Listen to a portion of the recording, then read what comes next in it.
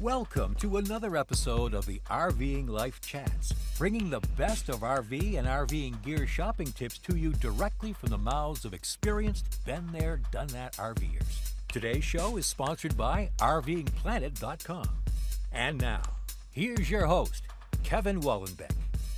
Welcome to another episode of the RVing Life Show, and so glad to have everybody back today. And as you guys know, we put these out once a week. And I'm super excited about our guest today.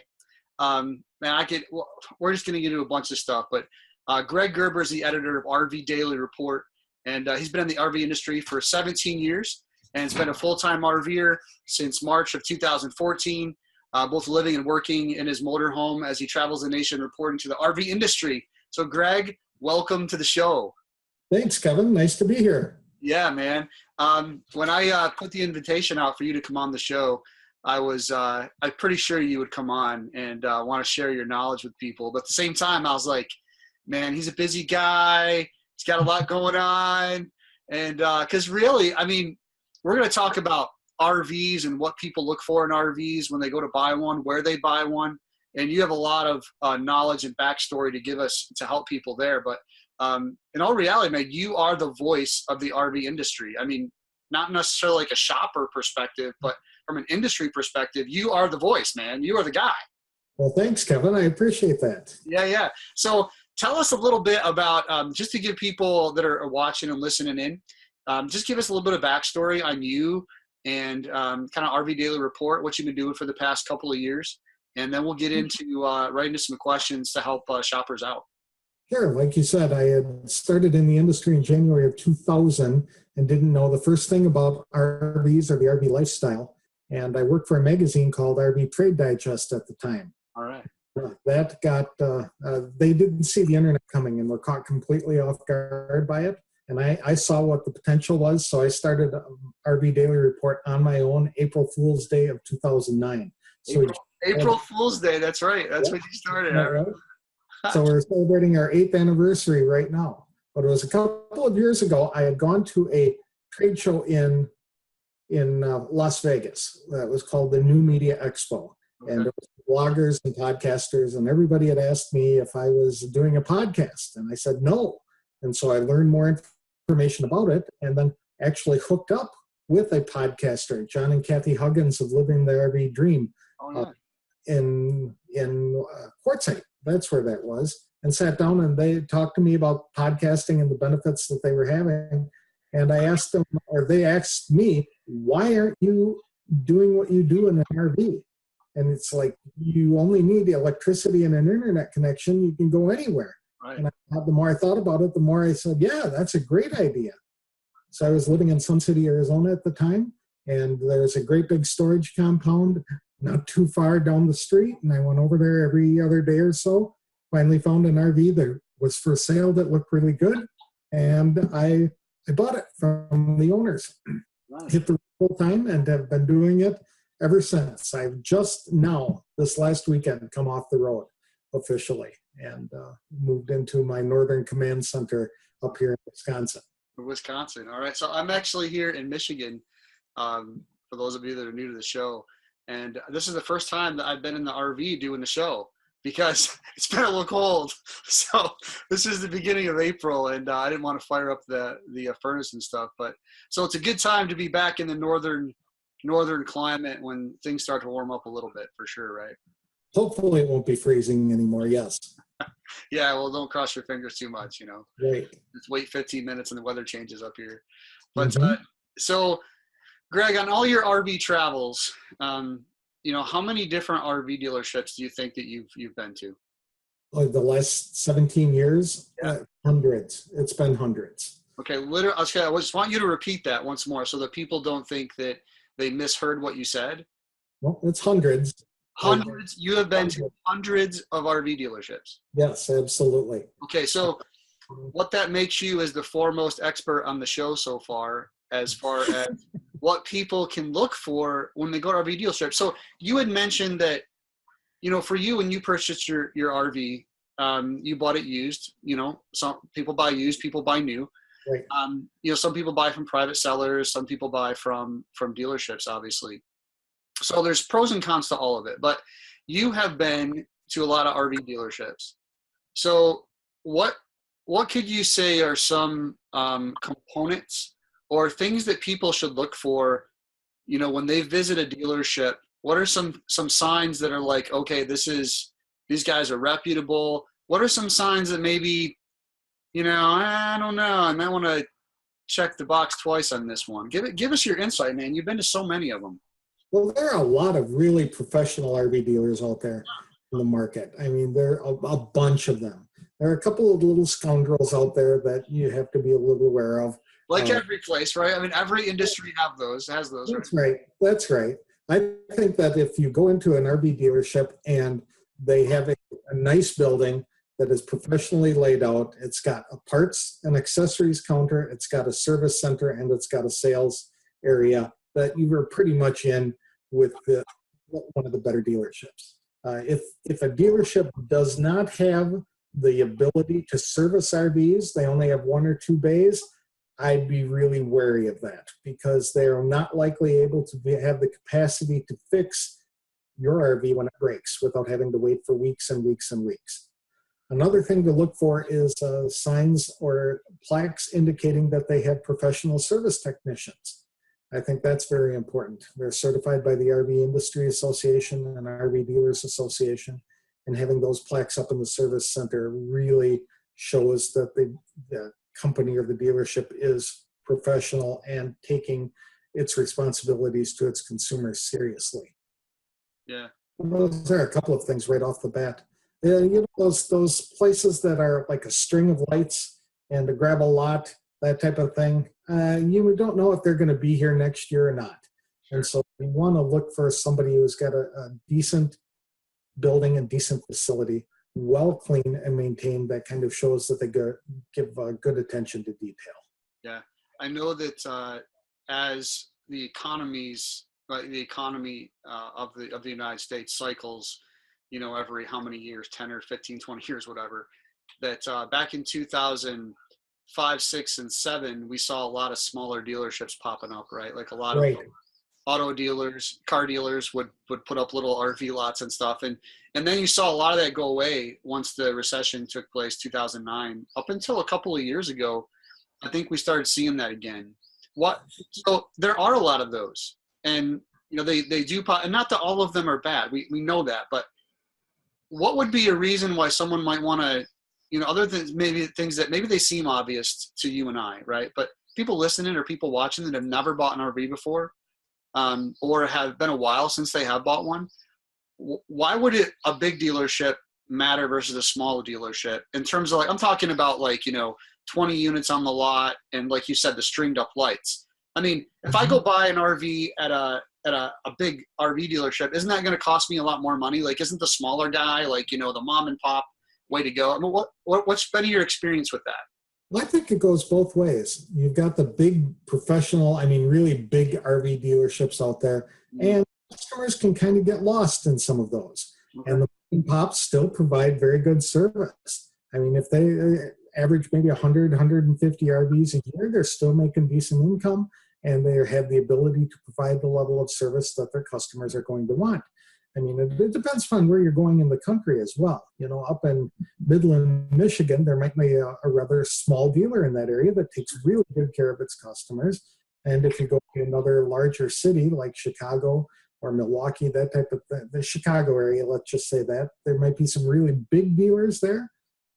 But I don't know if they're providing the kind of service that people need. It's just a matter of going online and reading the reviews. Google reviews are wonderful. Yelp has some reviews. There's also a site called Dealer Rater that allows people to leave reviews on the RV dealerships that they've patronized. And I think that would be a good idea to get a general idea, but there's no magic formula. Big dealer, small dealer, if they've got the owner has that mindset that the customer comes first, and that they are there to serve the customer, and that the customer isn't doing them. They're not doing a favor for the customer by service them or something in an RV. I think it'll be much better. Yeah. You mentioned, of all literally the hundreds of dealers you've been to, I'm sure you've seen it all. What you touched a little bit on the idea of service, and we've had a few other guests on the show that have talked a little bit about this, but I know you've had some personal experiences with needing some service. Mm-hmm. And how important is that to someone looking to buy an RV? I mean, are they just gonna, I know the answer to this when I ask you, right? But they're not just gonna buy it and never having it need service. I mean, Exactly. It would all depend upon what you're going to use the RV for. Yeah. If you want to buy it and use it locally within a couple 100 miles, but you're always returning to your home and that's where it's going to be parked, then it would be very, very important to buy your RV from a local dealer that has the ability to service it. Mm-hmm. We're seeing a trend in this industry now where the dealers are overwhelmed with demands for service. And so many RV dealers are saying that they'll service RVs, but only for those customers who bought that from them. And there are other dealers who will service any make or model bought anywhere. So it's important to find out what the dealership's position is on how they're going to provide service. If you're going to go nationwide traveling, like full-time, like I did for years, it's better to buy, I think, from a group of RV dealerships like the Priority RV Network or Route 66, where they have locations all over the country. And their premise is that if you buy an RV from one of our dealerships, that you will get service at any dealership as though you had bought it from them. It's part of the family, if you know what I mean. Oh, it's good. So this is something that's been new, that's new that we haven't introduced to our viewers yet, and that is the idea of I don't call it a buyer's group, but you mentioned an RV dealer network, and Right. you mentioned Priority and Route 66. Correct. Tell us a little more about go into a little more depth on how that's structured, why that's important, and how that works exactly for our viewers. Sure. Well, take Route 66, for example. That's the dealer network that I actually belong to, because after I bought my RV, I went to the local Route 66 dealer and I bought an extended warranty and had some service done, and I became part of the family. Okay. And you're given a little card that identifies you as a Route 66 customer. So when you are out traveling, you should be able to go to any Route 66 dealer and present your card and get service just as though you were going to your hometown dealer. And this all started a couple of years ago, where dealers formed an alliance or a group or a network to increase their buying power. So these are RV dealers that have really good, solid reputations around the country, but they just formed this little group so that they could get discounts on buying air conditioners, for example. It's better if a group of 150 dealerships negotiate the price on air conditioners than it is for a single dealership to go out and do that. So there's some buying incentives for the dealer to get involved. But what all of these groups have done is they've focused their attention on the dealers by offering this benefit, be it Priority RV or the Route 66, so that if somebody buys from one of the dealerships, they get serviced as though they bought it right there at that dealership. So if I bought mine in Phoenix, Arizona, and I needed service in Dallas, I should be able to go to the Route 66 dealership in Dallas, identify myself as a customer or a member of the network, and then I can get in and get that RV service, because Nice. a lot of people buy RVs to travel, and that's what they're out there doing it for. But when you're traveling, you run into problems. So it's important to get that service on the road. So this is not a franchise. It's not like a McDonald's or something like that. But they're all it's like a True Value hardware store. They're all independent hardware stores under one network brand kind of thing. But they keep their customers very well. Yeah, that's good. I know that we've been associated with the Priority RV Network quite a bit in my past business dealings. And I know that, I'm sure it's like Route 66 as well, but Priority RV Network has a really good vetting process. Right. So not just any dealership can get in these groups. Exactly. And that's really important. Whether you're buying to travel over the country or not, it's interesting.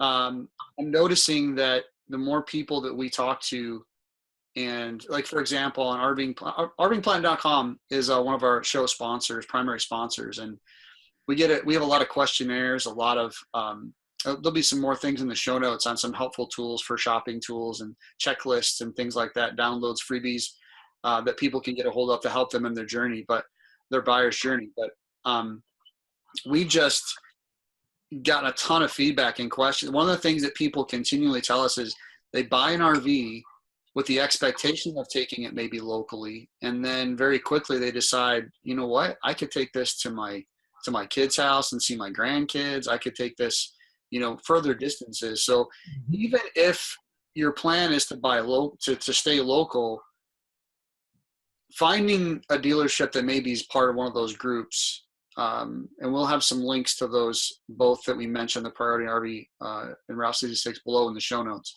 and people can go on there and find those dealerships there, and that's a good place to start for sure. And there are lots of hometown dealerships, again, that are not part of a group, that are reputable, do a good job.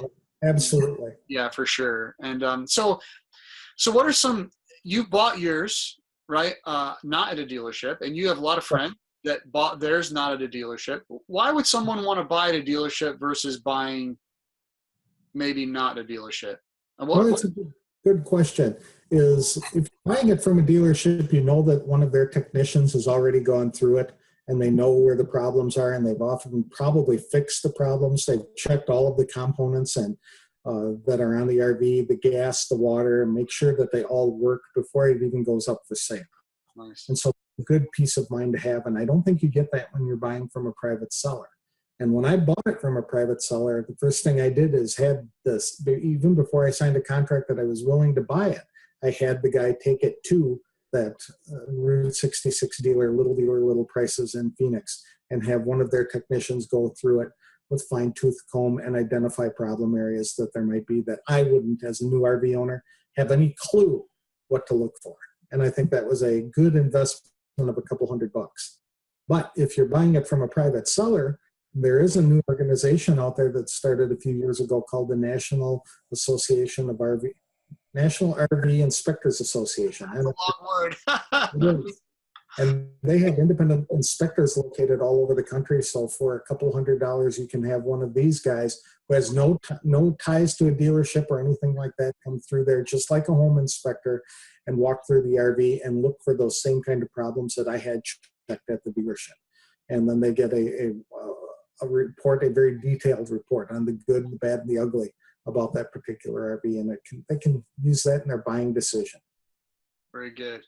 So, Greg, just like on the other shows we've done so far, there are probably 10 topics we've already covered that we could do a whole show on. So hopefully you'll want to come back and do a future a bunch of shows with us too. But yeah, it'd be great. And so with your experience in the industry, and what are a few thoughts people should keep in mind when they're considering the quality of the RV when looking at the cost? I know you're passionate about this. Mm-hmm. So quality and cost. Quality and cost. I think we have an issue in the industry where the RV manufacturers are trying to build RVs as cheaply, I don't want to say cheaply, but at the lowest price they can.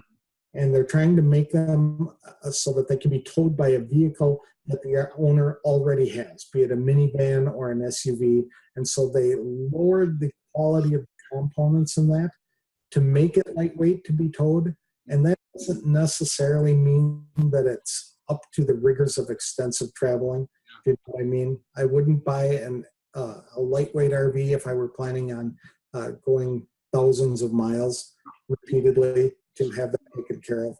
Now, lightweight RVs are wonderful if you're going to pack up the family and go to the local state park or national park, spend a weekend and come back home and things like that. That's perfectly fine and dandy.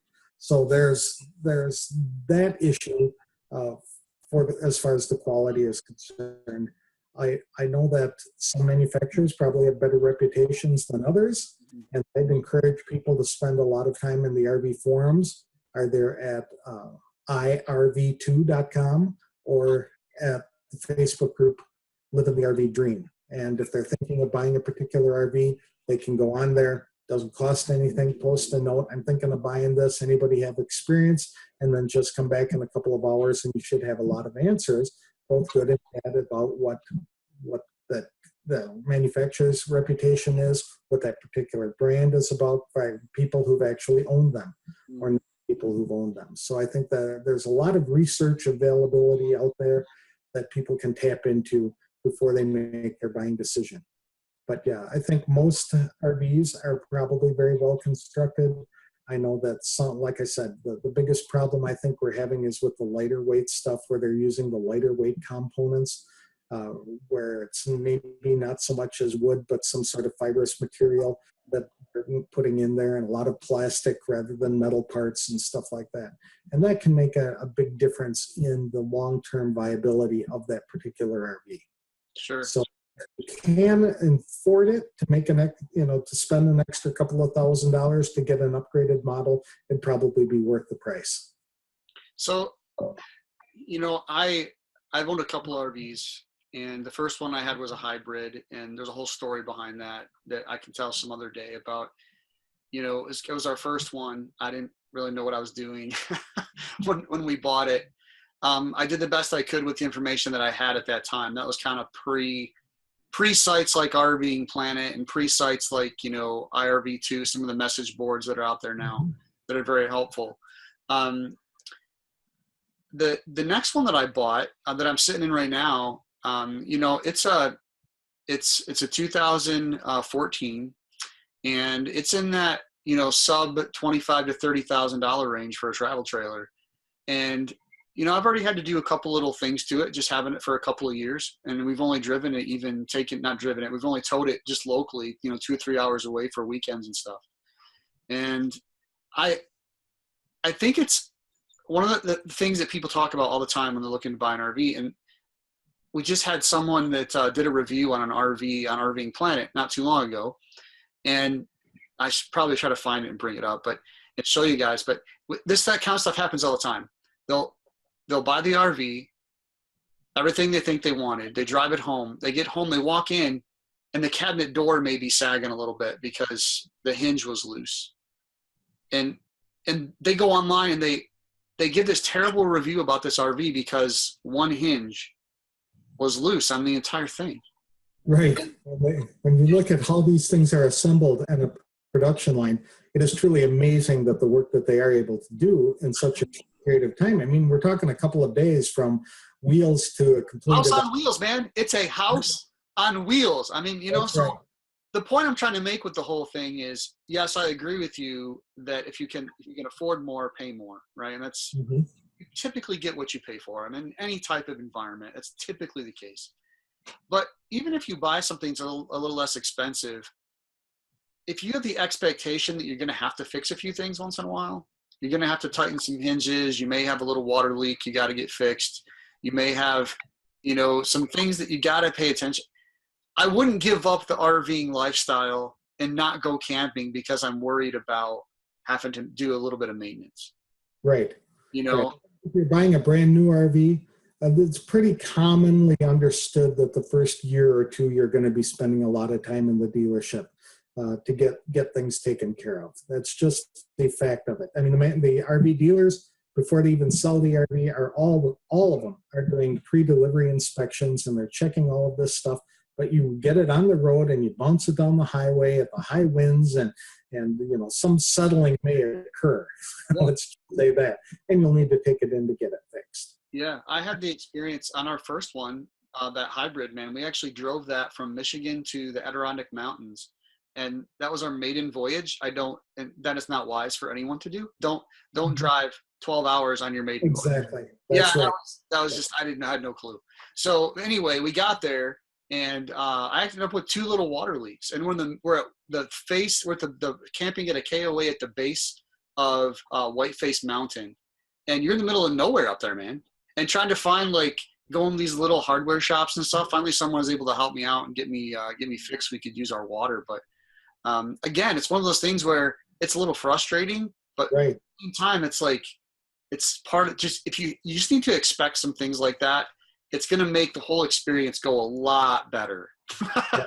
I know that there are some, especially in Pennsylvania, some dealers and campgrounds have worked out this agreement where if you buy a new RV or even a used RV, and this is your first time, you go to one of these campgrounds and you buy one night and get another night free, but they watch you a little bit and they make sure that you're having a good experience. And I would say if you're buying an RV, the first thing you need to do is find the local campground, the one that's only 5 or 10 miles away.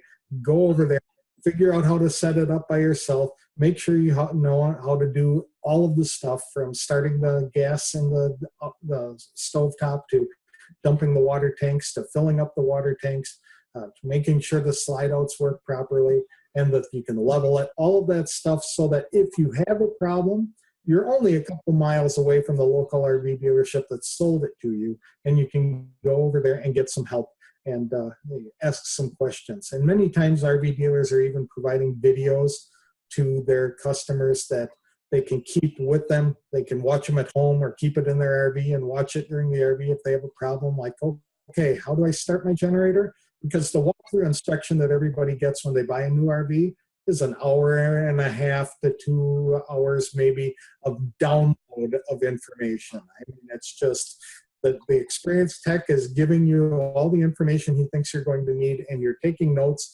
but you remember later, he said something about this switch panel. Now, where is that switch panel located? So it's good.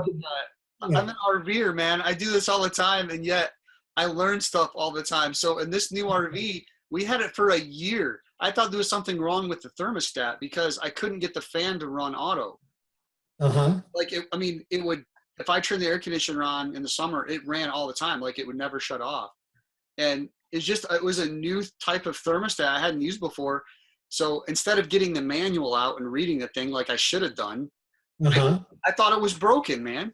So I'm frustrated, and I'm like, this is stupid. And so I'm looking up ways to replace the thermostat. And I finally got so frustrated, I called the dealership I bought it from. I'm like, what's going on? They're like, no. Literally, you just press this button 3 times, and it was on auto. I'm like, oh, man, I'm such a buffoon.